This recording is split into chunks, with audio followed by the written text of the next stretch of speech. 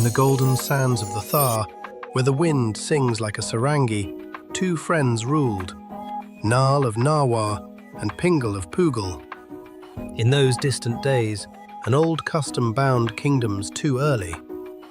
Pingal promised his infant Maru to Nal's young son, Prince Dhola. Under red and gold tents, priests circled the sacred fire, and the desert glowed with lamps and marigolds. The kings clasped hands as brothers, joining their houses with gifts of steel, pearls, and sacred water. Dhola, only 5, stood steady in his embroidered turban, holding a tiny garland as if it were a crown.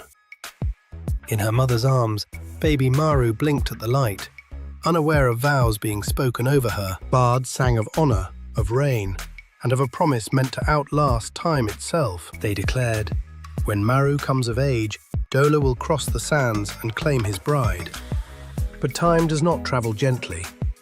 King Nal died, and Narwar's court shifted into new hands and new worries. Politics roared, duties piled high, and the childhood vow fell into shadow. In Pugal, Maru grew into a woman of fierce grace, her bangles bright against red stone corridors. Each evening she climbed the balcony, searching the horizon for a name she had never forgotten. King Pingal sent message after message to Narwar.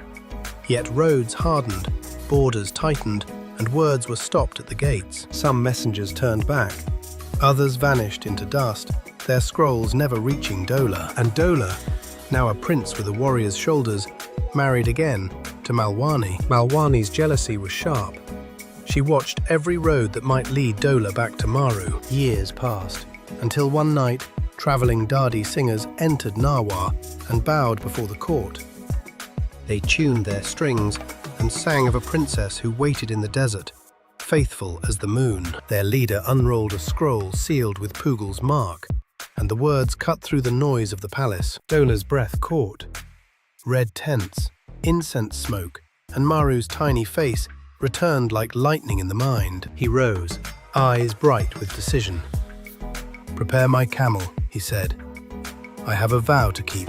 He slipped away into the night with a cloak, a water skin, and the ring of his first promise. At the stable, a decorated camel waited, mirror-work tassels shimmering like fate dressed for travel. Malwani would not let him go.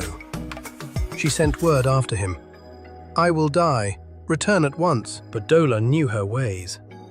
He saw the lie for what it was, and rode on into open sand. Under moonlight, bells whispered with every step as the desert tried to swallow his trail. On the road, he met Umar Sumar, leader of raiders, whose eyes held hunger and deceit. "Your Maru is married to another," Umar said, hoping to break Dhola's heart and claim her himself. Dhola's gaze hardened.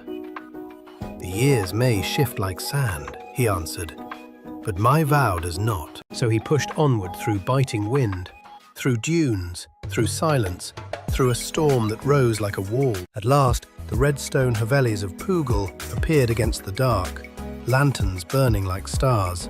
Maru heard the courtyard stir. She ran, half believing, half dreaming, and there he was.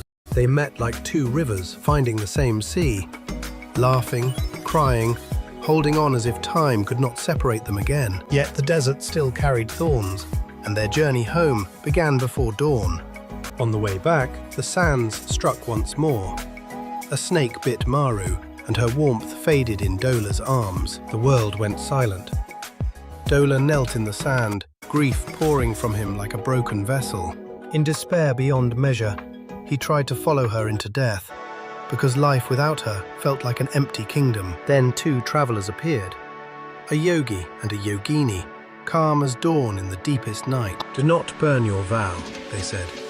"Let it live." And they raised their instruments. Music filled the air, notes like water in a dry land, and breath returned to Maru's lips. Dhola wept, this time with gratitude, while the desert wind finally softened. But Umar Sumar returned with a smile, an invitation, friendly as a lantern, hiding a blade. The Dadi singers warned them once more. So Dhola lifted Maru onto their camel, and they fled toward Malwa, safe at last.